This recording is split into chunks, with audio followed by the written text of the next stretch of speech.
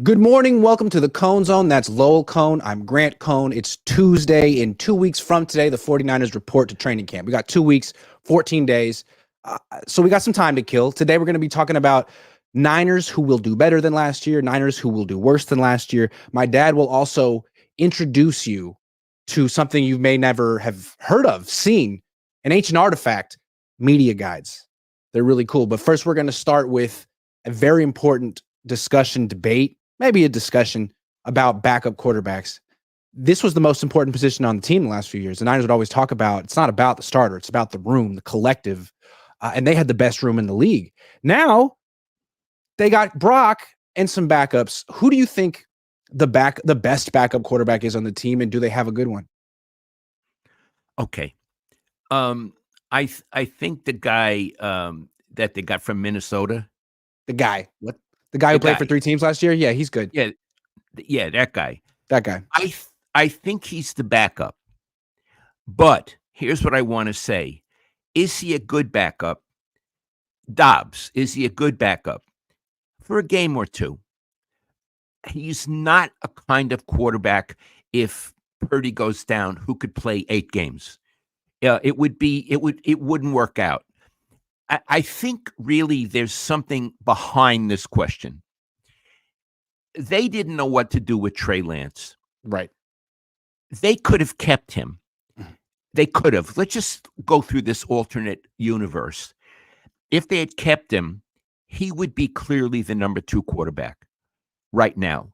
I don't think he would compete with Brock Purdy because Brock Purdy is further along and is probably better. So there's no argument. But I think he would have been a very intriguing backup. And he would have posed problems for other teams that Purdy doesn't. I think he's probably a better quarterback than Joshua Dobbs. I could be wrong. This is just my surmise. So I think what's behind this question, last year, the whole topic was who's the backup quarterback? And there was significant competition between Purdy and Trey Lance, and everybody was involved. Everybody was involved in that. And also Sam Darnold. I mean, there was a whole big mix. Now it's not a discussion at all. And I think one of the reasons it's not a discussion, Brock Purdy has proved himself, but the other guys are not that good. So there's nothing to debate. Right. And Brock Purdy stayed healthy for an entire year. So what's the point of a backup anymore? They don't have an issue with injuries anymore. I mean, it's not Brock's issue, but it's the Niners pattern. They've had an issue keeping quarterbacks healthy. And that's why they were in the backup quarterback business. Remember, 2 years ago, they went through 4. They were down to Josh Johnson in the NFC Championship game. So let's go back to the competition they had. It was such an important position, backup quarterback. They had a competition to determine who the best one was.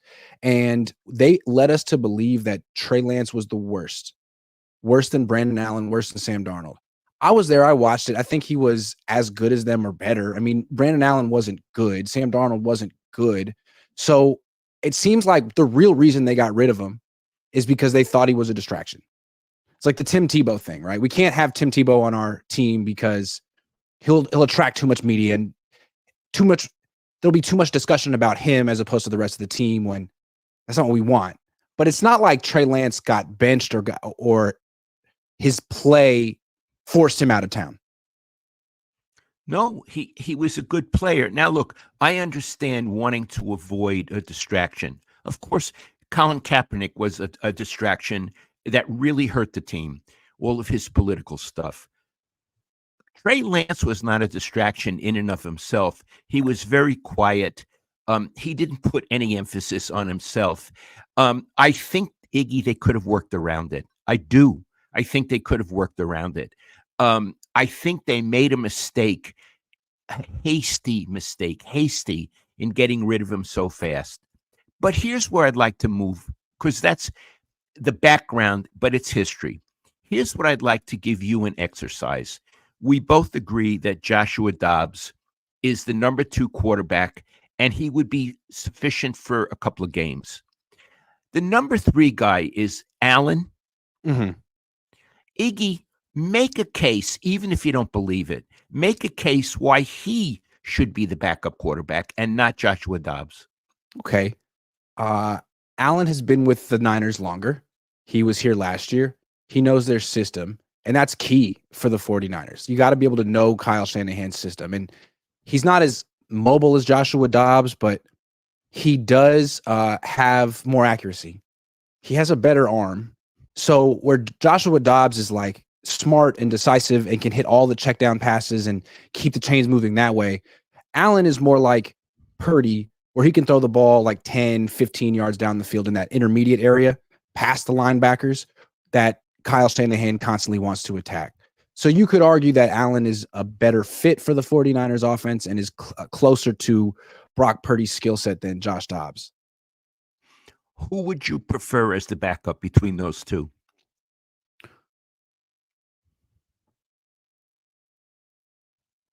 I mean, that's just all things I've seen in practice. In games, Brandon Allen hasn't played in a few years.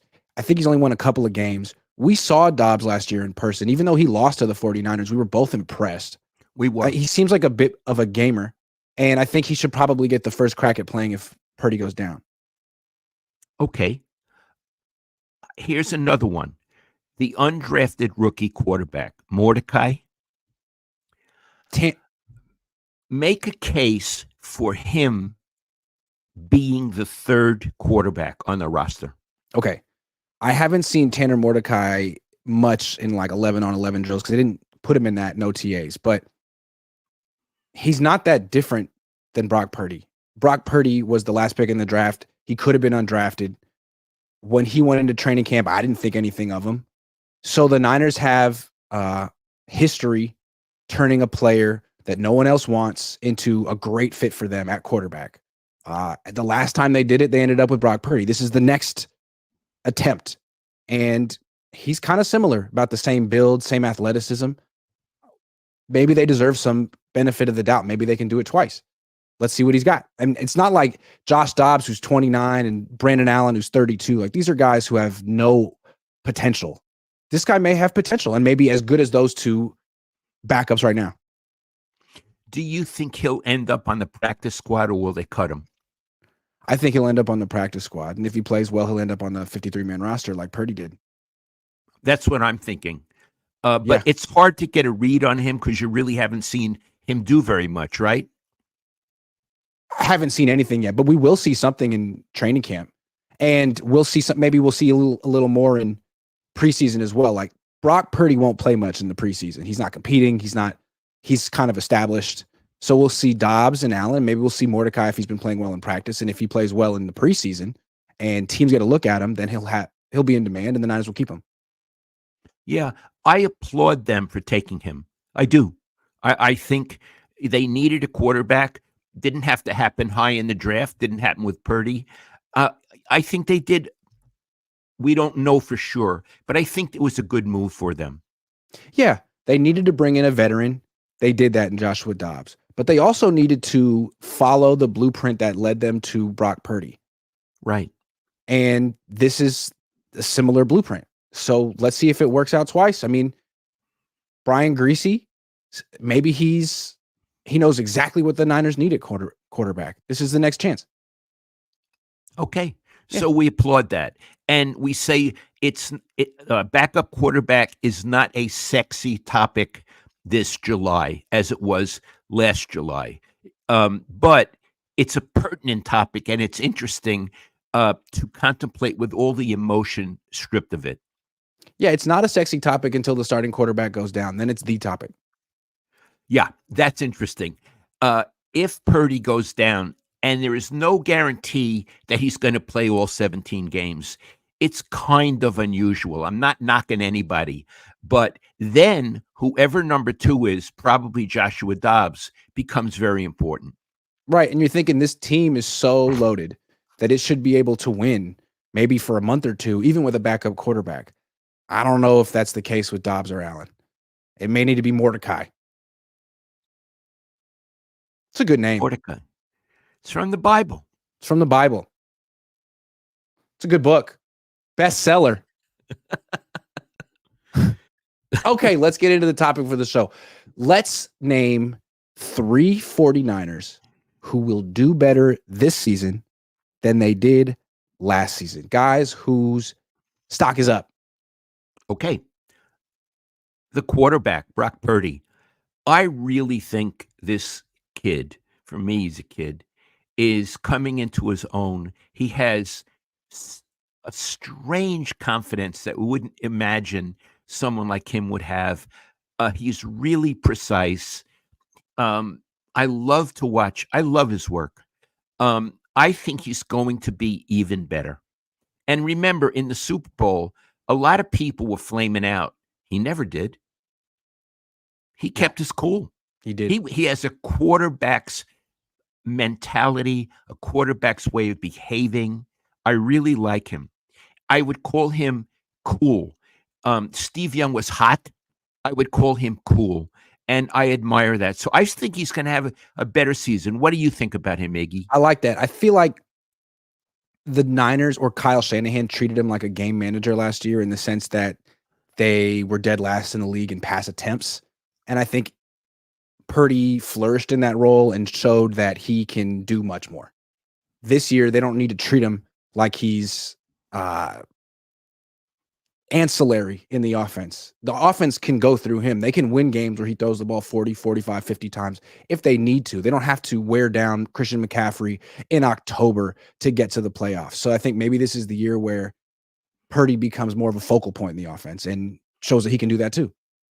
Do you think Kyle will allow him to be more of a focal point? That's a good question. We don't know. They're going to pay him $65 million a year. They should probably see if he can do that, be that, because he has to be that if he's making that much money. Are you saying $65 million a year? Well, right now the going rate is $55 million a year, but the cap goes up 13-ish% every year, and the market goes up. So they could have to pay him a whole lot of money next year. 65. Anyway. Okay, you name you name a player you think will do better. Deebo Samuel. No question. Say why. Deebo Samuel didn't have a bad year last year. I think he had 12 touchdowns, but he really fell behind Brandon Ayuk. He's clearly the number 2 receiver on the team. And when he was given an opportunity to take over the Super Bowl, he failed and kind of got embarrassed, and his profile is down. So while Ayuk is trying to cash in on his cachet, Deebo showed up to mandatory minicamp and OTAs and was practicing. All of a sudden, I think he figures out that Ayuk's trying to push him off the team, or it's only one of them gets to stay. And I think he wants to stay. And he's in shape. He's in practice. He's mentoring the young wide receivers. They're working out together at like Arizona or something all offseason. He seems highly motivated. And when he's the issue with Deebo is he's not always highly motivated. Well, he seems highly motivated right now. He's a great player when he's highly motivated. I think he's going to have a hell of a year. I happen to agree with that. And there is nothing more exciting in football than getting him the ball with a blocker or so in front of him and watching him bust down the field and seeing defensive backs and linebackers sort of avoid him. Yes. I've never seen anything like it. And people can say he's not like a real wide receiver or whatever, but who cares? When the Niners are at the 15-yard line and they just hand the ball to him on a sweep or a reverse, chances are it's a touchdown. There's no other player like that in the NFL. Right. Yeah. He is also so exciting to watch. Yeah. Yeah. And he's not a complainer. He asked for a trade that one time. He didn't make a whole hour-long podcast about his grievances and his slights, and he seems really happy to be on the team. And he actually speaks to you sometimes, doesn't he? Sometimes. Did he want to hit you in the head with a basketball? He did. And I take that as something we can work with. Okay. What? We should name a third person. I got a name if you don't. You go. Diamador Lenore. I love it. The corner. The starter. He's 24. He's been starting the last year and a half or so, and he's improved a whole lot. Last year, some stats. He gave up no touchdown catches last year. That's a good start. He also broke up 10 passes and intercepted 3 while playing in the slot and outside. That was pretty good. If he continues to improve this year, he could be a Pro Bowler. He could be someone who makes a lot of money. and he seems like the kind of, I mean, he's 24. He's got a contract year. I think he's going to kick ass this year. He's that kind of guy. Iggy, do you know him at all? Yes, absolutely. Tell me what he's like. He's very down to earth. He was a 5th round pick. Usually players like that are down to earth, and he was always available at his locker the first few years. The last couple of years, he's been pretty good, and he's still available. But he's funny. Like on the field, he's violent. He's gotten 15-yard penalties for like punching people. He's like got a little Napoleon complex on the field, which is cool. But in the locker room, he's a DB. You know, you never would know it that they're like that. He's so nice, and he says your name, and he's available, and he almost seems like quiet and shy, but he's not at all. I love DBs. He's got big time Jimmy Ward potential. DBs have 2 personalities. Yes. On the field and off. Off the field, they're the most gentle people in the world. Just don't meet them on the field. Because they have to really prove their violence and toughness. It's not like they walk around 6'7" and everyone assumes it. It's like, no, I'm 5'10". I weigh 195 pounds, and I'm crazy. I'm crazy. I'll hit you so hard. That's Diamador Lenore. But he's like, hey, just the most aw shucks guy in the locker room. Does he know your name, Iggy? Yes. Absolutely. You know, Iggy, I have a feeling everybody in that locker room knows your name, even the ones who hate you. Yeah, I think so. But I think Lenore's cool because I don't know if he likes me, but I've never really criticized him. In fact, I've praised him a lot. So I think he's kind of amused by me. That's my guess. Not that he would come on the show with me anytime soon.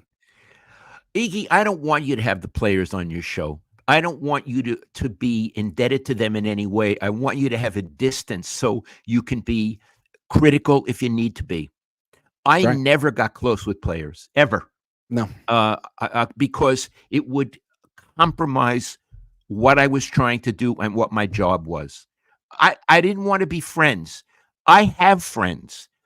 I have friends who I'm probably more interested in than athletes. I have more in common with them. So I'd only generally be friends with an athlete to say, oh, I'm friends with so-and-so. It would be an ego thing. I don't have that. So you don't. Or if I were to like beg a player to come on my show while he's on the team, I could end up being impartial to that player. Oh, he's great. Yeah. Yeah. Meaning partial to that player. Right. Like I almost had a show last season with Ray McLeod, and he nixed it at the very last minute, which ended up being great because he fumbled in the Super Bowl. And if I had this whole relationship with him, I would have had to make excuses, but I didn't. So I could say that he was a big reason they lost that Super Bowl, and it's a good thing they got rid of him. Yeah. I don't want you to have any connection with the players except journalist to player. No other involvement. And I never did. No. Okay. Let's make some picks before we talk about the Niners who will do worse than last year. All right. The Giants are playing Toronto today, 6:45 at home. We got Snell pitching, but we can't pick on Snell today, and I don't know why, but let's do Elliot Ramos first because he's terrific. One of the best young players the Giants have had in a long time. Let's do hits. Will he get one today? I think that's an easy one. Oh, absolutely. What do you like about Ramos? Okay. First of all, he's a much better center fielder than I knew. He's really good. I think when the Korean comes back, they'll move him to right field, but he is really a good center fielder, and I didn't know that. In addition, Iggy, this is a real hitter. The Giants don't have real hitters.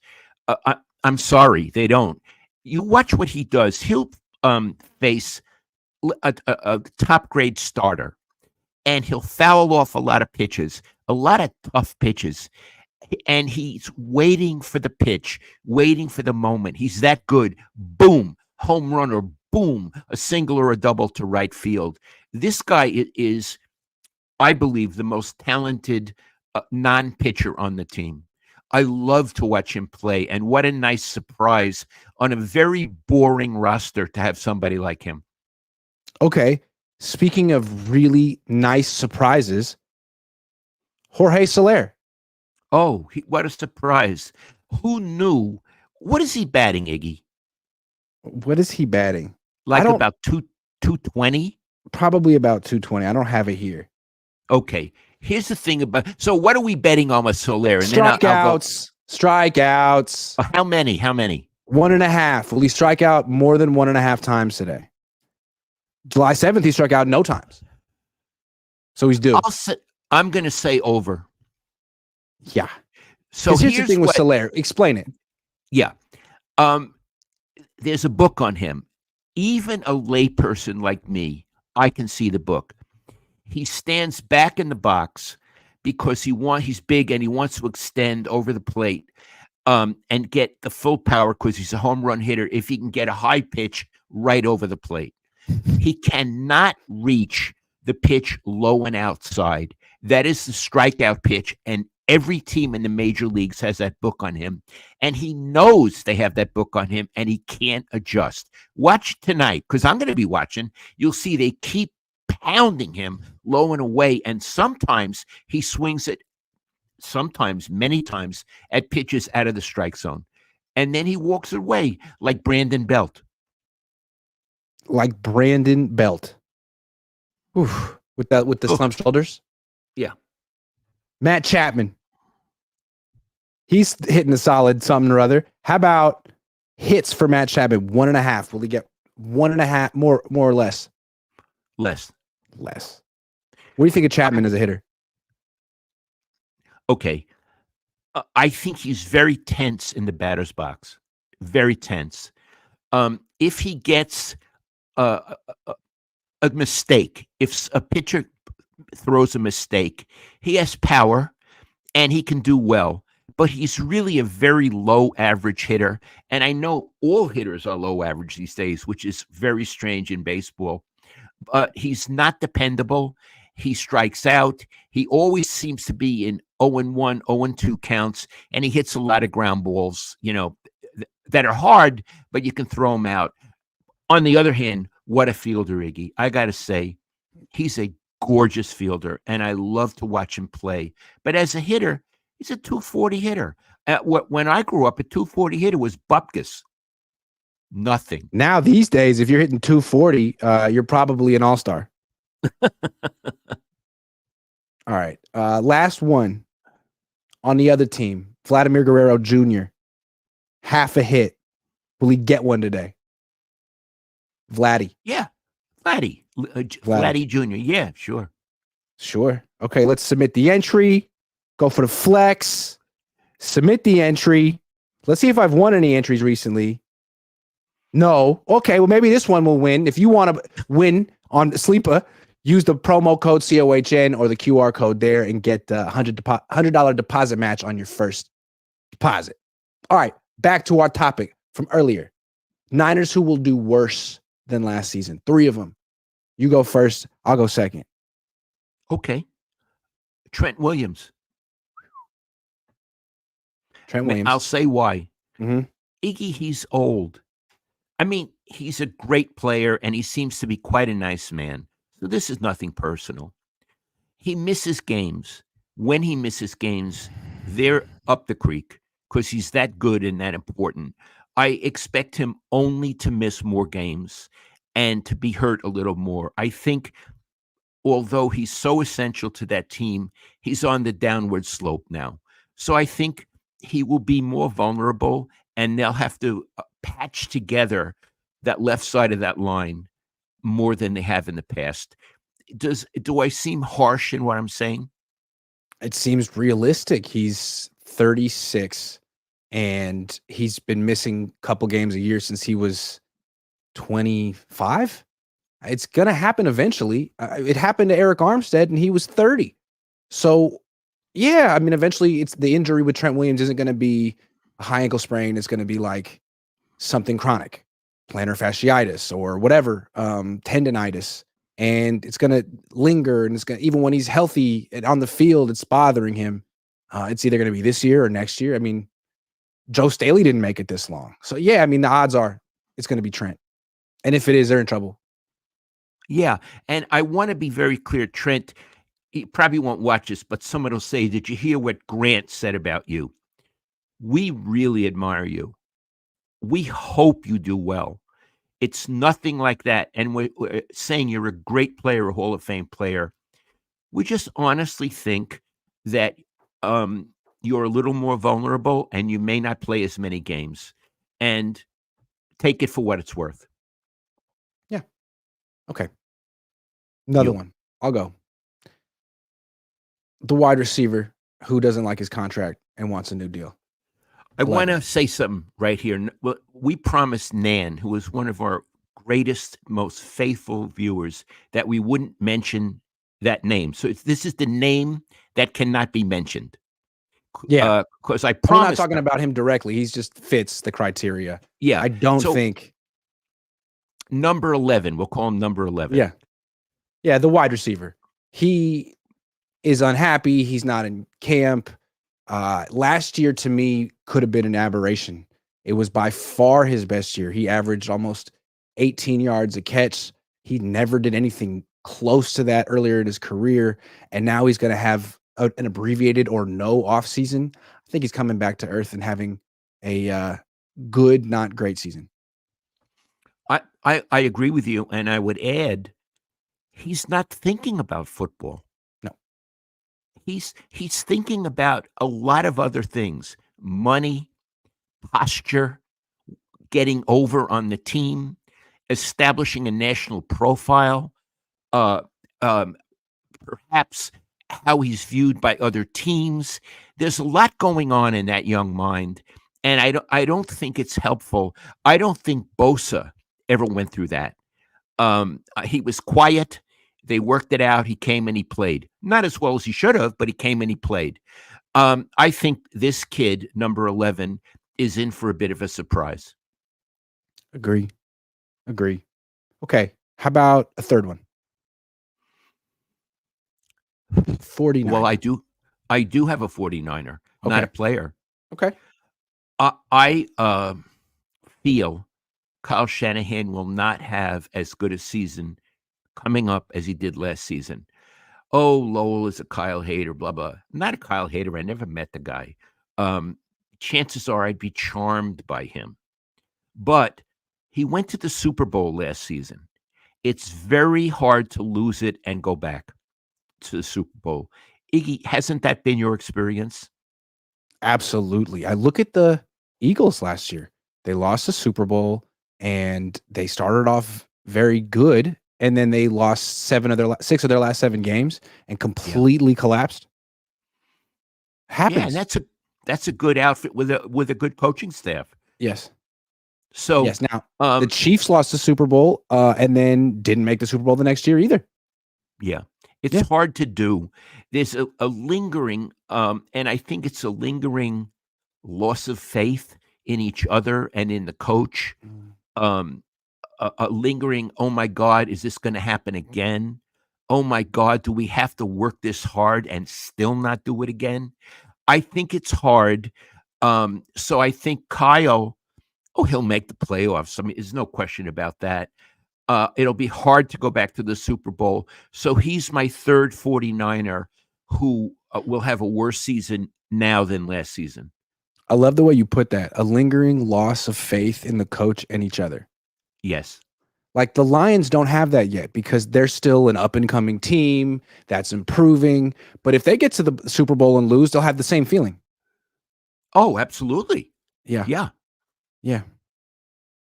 Iggy, didn't tell me about the Rams. Have they gone to a Super Bowl and lost? And did they win? They went to a Super Bowl with Jared Goff and lost and took a major step back and had to get a new quarterback. And then they went to the Super Bowl and won.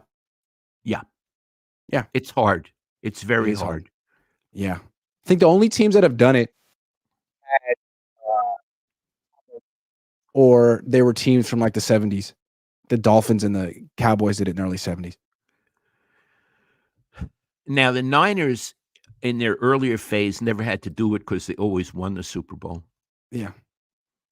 Yeah, but even the Niners, I mean, they won the Super Bowl in 81 and didn't go back in 82. They won the Super Bowl in 84 and didn't go back in 85. It's not easy to Right. do. Not easy to do. No, they There's won it in and 94 and there's a didn't go back lot in of 95. there's a lot of talented teams in the NFC. And Iggy, let's name a few. I'm not saying they're better than the 49ers, but they can challenge them. The Rams, Green Bay, Detroit, Detroit, Philly, Philly for sure. those ones. Yeah. Yeah. And there could be some other team that improves. I mean, a lot of times there's one team that improves quickly in the NFL. So, Yeah. those are the groups. Those are the teams. I think and it'd like be the Chargers, but they're in the AFC. Sure. With Kyle, like as good as he is, as good as the team is, it took them 4 years to get back to the Super Bowl after they lost the first time. Yeah. A lot, and to make it to the Super Bowl last year, they had to come from 17 down in the second half against the Lions. That one long pass had to hit that Lions DB in the face and then bounce off his face into Ayuk's hands. Like a lot had to go their way just to make it to the Super Bowl. We'll see if it goes their way this year. And Iggy, Jim Harbaugh, who was a hell of a coach, he never made it back. No. No, it's very hard. Pete Carroll lost that Super Bowl and then never made it back. You know, Pete was interesting. He lost that Super Bowl, and every year he seemed to decline. Yep. He became a less than mediocre coach. Mhm. By the end, he was a gum chewing clown on the sideline. Well put. He 10 was. years ago, he seemed like the best coach in the league. Yeah. Yeah. Better than Harbaugh. Now it's like not even close. It's interesting how Belichick and Pete Carroll, no one wants to go near them. No. Goodbye. It's like your era is over. It's Yeah. for younger people now. Yeah. Your sell-by date is past. Yeah. Yeah. You know who's no longer a young coach? Kyle. How old is he? 44. He's right in the middle. Kind of interesting. Iggy, here's one. We have this other topic, but I got nothing to do today. I'm in no Sure. hurry. If Kyle were to stop right now coaching, he decides he wants to go to Tibet and meditate for the next 10 years. He stops right now. What's his legacy? Oh, I love that question. I mean, a lot of people think he's a great coach, right? So if he were a great coach and he stopped right now, he'd be a Hall of Famer. But the reality is he would not be a Hall of Famer. His legacy would be that he was a very promising coach who was considered maybe the best offensive coach or the coach with the best offensive system that could be duplicated.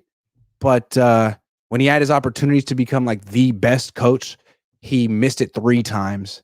And the way you got to hear about the way he blew it. Like that's his legacy. You got to hear about the different ways he lost Super Bowls right now. Now, remember, we're saying if he were to stop now, he could win the Super Bowl in the upcoming season. We're just talking about a snapshot in time. But so far, Iggy, he's like a really good heavyweight fighter who fights for the championship against Ali or Joe Louis 3 times and gets knocked out 3 times. He can't make it. Sonny Liston knocks him out. Yeah, that's right. But they were up on the cards in the 5th round. They were doing good through 5 rounds and 6 rounds. But when it got serious, right? Ali when they got stopped in the 11th round, they were, it was close. And they can tell themselves if they just get one more opportunity, they'll win. Or maybe that the one judge screwed them, or they should have won. No. They got stopped in the 11th round. Nothing to do with the judge. The referee stopped the fight too soon. That's right. I could. Yeah, it wouldn't stop it for Mahomes. Yeah. Hey, there's one other thing we haven't talked about. Sure. Is there any other player on the 49ers who's not going to get better and not going to get... Oh, sorry. I got excited. I'm sorry. Is there any other player who's not going to get better, not going to get worse, and it's a push? I got a player. Like someone who's just the symbol of consistency. You can just Yeah. count on them to do the same freaking thing every year. Yeah. Who? Kittle. I like that. You Go do? with that. Give me your reasoning. Okay. Kittle is a hell of a tight end. Yeah. He's a pleasure to watch. He works hard, except for Hi George. That was bad. He has great hands. He's a great blocker. I think he will continue to play at that level. He won't go down this year, but he won't go up. He'll be the same fabulous tight end that he is. He's playing at his potential now. I agree. He'll give you 60 to 70 catches for 800 to 1,000 yards and 5 or 6 touchdowns. He'll give you that every year. He's 31. He'll probably give you that when he's 35. Yeah. And one of the things that are interesting about tight ends, it seems like with wide receivers, once they hit 30, they don't run as fast anymore. They're not quite as good. But tight ends, they can be effective until they're 35, 36 because they're still 6'5". They still can catch touchdown passes in the red zone. They still can block. So, yeah, absolutely. George Kittle is a guy that I wanted to trade him 2 years ago, but I was wrong. And it looks like he's going to be able to maintain this level of production for a while, even though he was playing through injuries last year. So shout out to you, George. Really, Shout out to George. Shout out. Yeah. Yeah. Hi, George. Hi, George. Hey, when Kittle comes into a press conference, every time he'll walk in and then he'll look at the media and he'll go, howdy. What do you think he would say if I said, hi, George, right after he said howdy? He wouldn't get it, or he'd ignore it. I think he'd get it. I don't know how bright he is. Is he? I think he's bright. And I think that hi, George thing probably is a sore spot for him. It should be. Iggy, I'm sorry, George. It's a Super Bowl. You're not screwing around, and you're not trying to make friends and influence people at that time. Hi, George. A couple of weeks ago, Christian McCaffrey had an interview after he signed his extension, and Larry Krueger was there. We were talking about this on the show, but me and Larry, he was like, hey, Christian, congratulations. So, you fumbled in the Super Bowl. I would imagine that's really stuck with you this offseason. Like, how are you sort of coping with that? It was like, damn, Larry, that's... and Christian was like, yeah, it's in the past. I don't think about it anymore. Jesus. He didn't like it, right? No, Larry really rubbed it in, and I kind of liked Larry better afterward. But you like Larry a lot. How could you like him better? I do, but after that, I was like, I didn't know you had it in you. That was great. That was something my dad would have done. So, Christian, I would have waited maybe 5 minutes. I wouldn't have kicked him in the testicles right Christian, away. Big day for you. Your parents are here. Your wife's here. Let's talk about that fumble. I didn't know great. Larry did that. Hats off to Larry. Yeah, absolutely. Okay, Dad, why don't you show people what a media guide is? Let me get a little preamble. Today we have audio visual because there's not a lot going on. So I spoke to if you're listening in podcast form, my dad's going to be holding some things up to the camera that you can't see, but I'll try to describe guides. So what I want to tell you is this: up until recent times, and Iggy would know better than I do because I retired and they were still doing them. Every team in every sport had a media guide. It's a little booklet that they tried to make look very nice. It had the rosters, the coaches, it had the schedule, and all the history of the team and every statistic you could imagine. Remember, this was before the internet. And so all of us would be sitting in the press box with our little media guides looking things up. I'm going to surprise you. The most beautiful media guides, and I consider them works of art, were the Oakland A's. When Walter Haas owned that team and actually put money into it and won championships, they had the most gorgeous media guides. The Niners had nice ones. This is a Niners show, so I'm not going to show A's. I'll show the Niners. So, I'm an idiot technologically, so bear with me as I try to get this on the screen. I picked 6. This is the 1983 cover of their media guide. So, Iggy, let me know. Pull it back a little bit. Pull it back a little bit. Pull it back. Okay, there you go. There you go. There you go. So you all know that that's Ronnie Lott. So Hall of Fame player, wonderful guy. And that's the cover of their little, it was a little thing, a little him. media guide. He's So backpedaling. He's playing corner. This is before he moved to free safety, he's 1983. cornerback, 1983. Yeah. Now, when I got my media guides, had I thought about it, I could have said, oh, if I keep them in pristine shape, I could sell them and make a lot of money. I never thought about it. These were working books. So I have notes in them and underlinings and all that. So they're probably not worth anything, but they're worth something to me. Yeah, that book is 41 years old. Yeah. It's older than me. It's here is 1997. Who's on the cover, guys? Well, hold on. 87. I'm doing this. 87. I'm an idiot. 87. 87. Pull it back. Pull it back. There you go. Looks like Joe Montana to me, Dad. I think he was kind of important. He was big in 1987. So there's the cover of their 87 media guide. Joe throwing a pass, the little towel on his waist, and the official right behind him. Look at how big his hands are. The ball is like resting on his fingertips. His hands are engulfing the freaking wow. Yeah. Yeah. That's what Steve Young always said, that he wished he had hands like Joe. Jeez. Okay. Next, and this will show you how important certain people are. 1989. Look who's on the cover. Ooh, that's a famous one. Montana and Rice. Montana 89. and Rice. Isn't that beautiful? Yeah. That's a beautiful cover because it's not just Montana. It's these two great Hall of Fame players, and there's emotion and affection. Yeah, Rice is hitting Montana on the head, and Montana's looking back at him. This is the first year of Seifert, I believe. Walsh had just retired. Yeah. And it's a beauty, and it means we love being together and we love being 49ers. Yes. It's a really effective cover.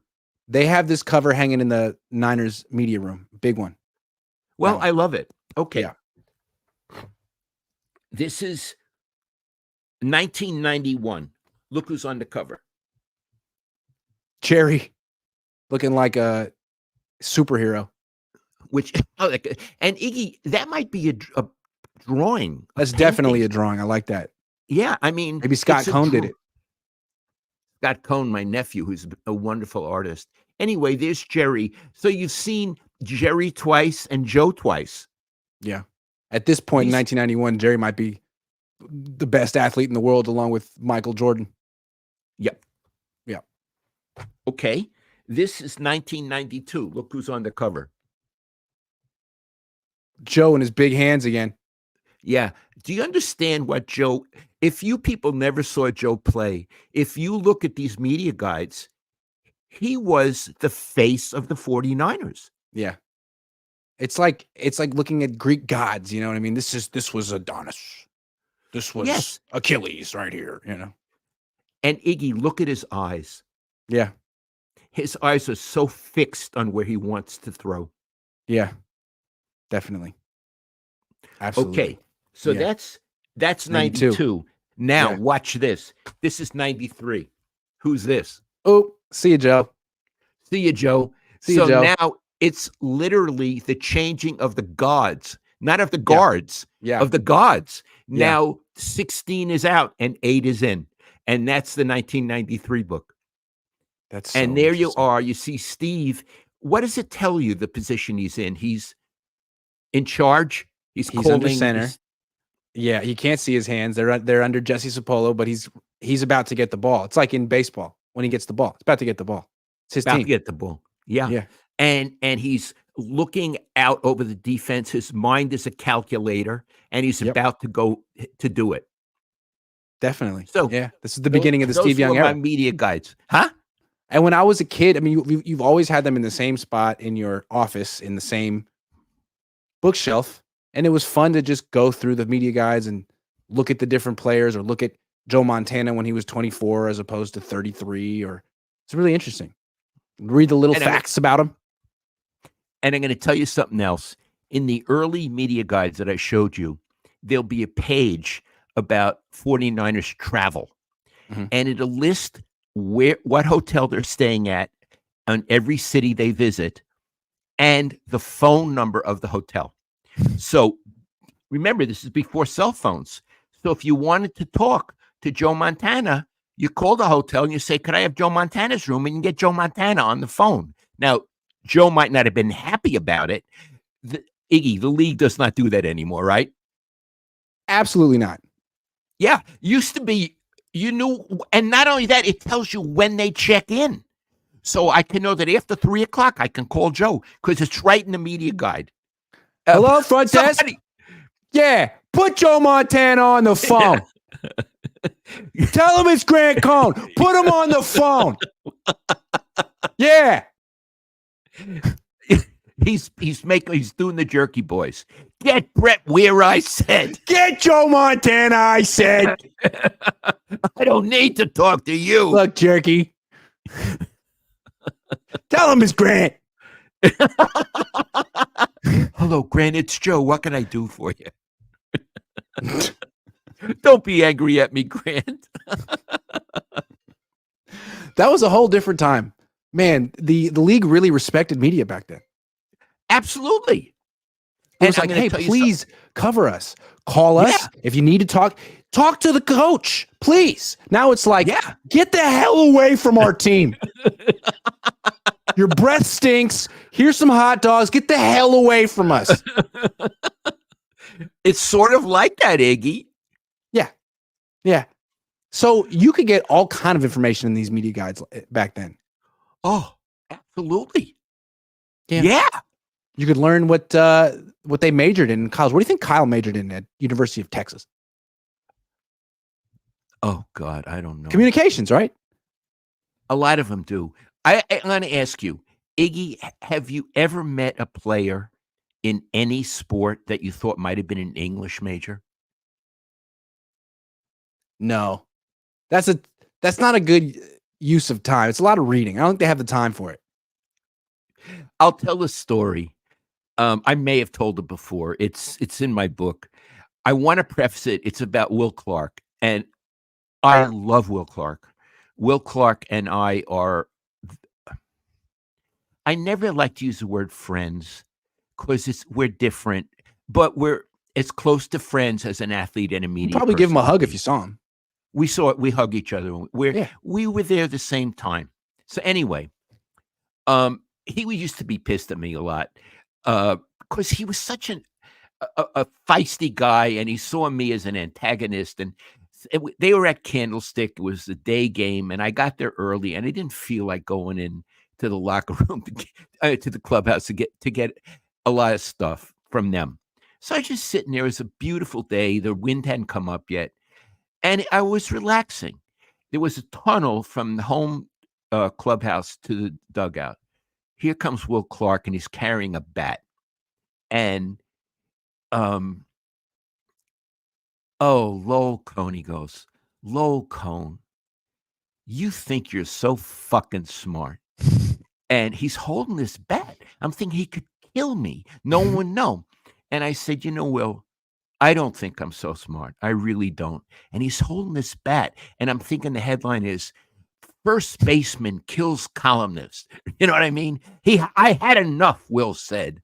And then he looks at me and I said, Will, I don't think I'm that smart. And he says, well, for what it's worth, when I was in college, I took Shakespeare and all that shit. And I thought, that there is the greatest quote anyone ever gave me. Will, I love you for that. Because even though I love Shakespeare, when you took required courses, it felt like a lot of shit that you had to do. And he was so honest about it. And I just laughed. And now when we see each other, he says, tell me the Shakespeare story, Lowell. Tell me the Shakespeare story. When I was a sophomore at UCLA, I actually had to take a underdivision class on Shakespeare and all that shit. So I completely understand what he's talking about. Yeah. Maybe that's all that shit. Is that Chaucer and Milton? Yeah, Chaucer and Milton. They kind of go under the umbrella of all that shit, but all that shit. I like that. Yeah. All that shit. All that shit. Game Time says, would like to see Pops do one presser with Kyle. It's not fair. I would never do that. I went to one game last season. It was when they played Arizona. We saw Joshua Dobbs. and I saw some media people. Some I was happy to see. Some I wanted to get the vomit emoji when I saw them. But I told the PR guy, even though I had a credential, that it would not be fair for me to go down to the post game conference in the auditorium with Kyle. He doesn't know me. I have no background there. It just wouldn't be fair. So I stayed up in the press box when everybody else went down. Mark Salas says, a little off topic, Lowell. I know you lean more conservative than Grant. What are those political discussions like? Actually, Iggy, don't you think we agree on most things?